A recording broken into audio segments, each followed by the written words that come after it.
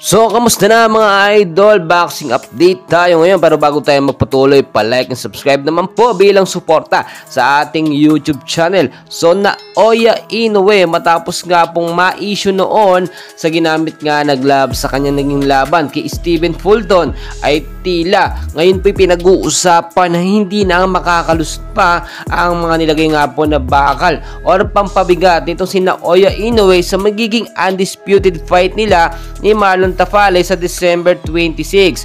And as of now, nakita naman natin talagang yun yung pandaraya na hindi po pwedeng mangyari sa magiging laban nga po sa Tokyo, Japan ni Naoya Inoue at Marlon Tapales.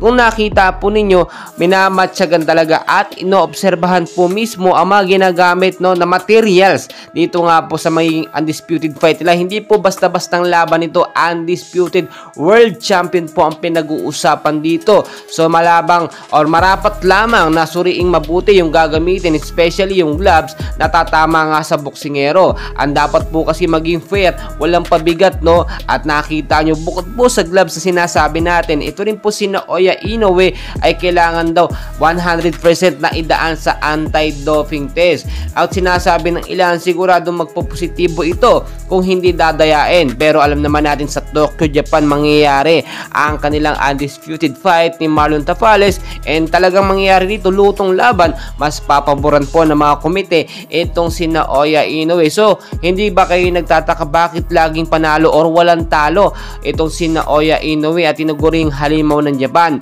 Dahil nga po yan sa mga kahina-hinalang mga ginagamit niya, especially yung mga tinuturok niya pong pain reliever di umano na may cannabis na content nga daw po or marijuana, which is pampatibay or pampalakas nga po habang lumalaban. Kapag may content po kasi ng ganung klase na cannabis ang tinurok ni Naoya Inoue, tatatag ang kanyang resistensya at hindi siya masasaktan ng basta-basta, hindi rin dudugo masyado yung mga tama sa kanya ng boksingero. Plus, eto pa pong ginagamit niya na gloves na sinasabi natin noon pa man daw po ay may naroon pabigat ng kasama or may bakal ng kasama sa mga nagiging laban niya. So hindi na po pwede yan at ngayon as of now patuloy po yan iniimbestiga ng World Boxing Organization dahil yung magiging laban nila marami po dyan ang nakapusta.